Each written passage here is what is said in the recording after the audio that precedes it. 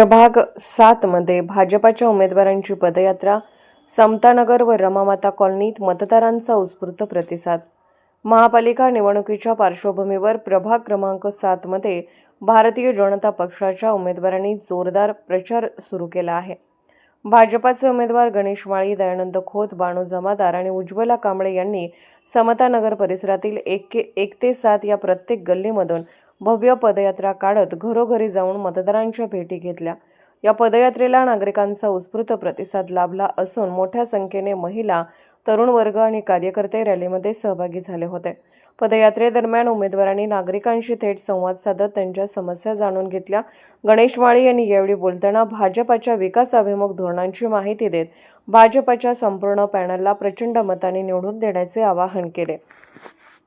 प्रभागातील पायाभूत सुविधा, स्वच्छता, पाणीपुरवठा, रस्ते व नागरी सुविधांच्या विकासासाठी भाजप कटिबद्ध असल्याचे त्यांनी सांगितले। यानंतर उमेदवारांनी रमामाता कॉलनी येथील बौद्ध विहारांना भेट देत भारतरत्न डॉ. बाबासाहेब आंबेडकर यांच्या प्रतिमेला पुष्पहार अर्पण करून अभिवादन केले। या भेटीनंतर रमामाता कॉलनी परिसरातही पदयात्रा काढण्यात आली।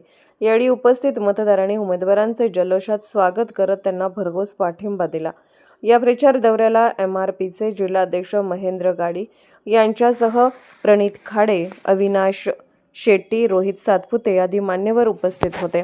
एकंदरीत प्रभाग क्रमांक 7 मध्ये भाजपच्या उमेदवारांना दिवसेंदिवस वाढता पाठिंबा मिळत असल्याचे चित्र स्पष्टपणे दिसून येत असून निवडणुकीत भाजप मजबूत स्थितीत असल्याचा विश्वास कार्यकर्त्यांकडून व्यक्त करण्यात येत आहे।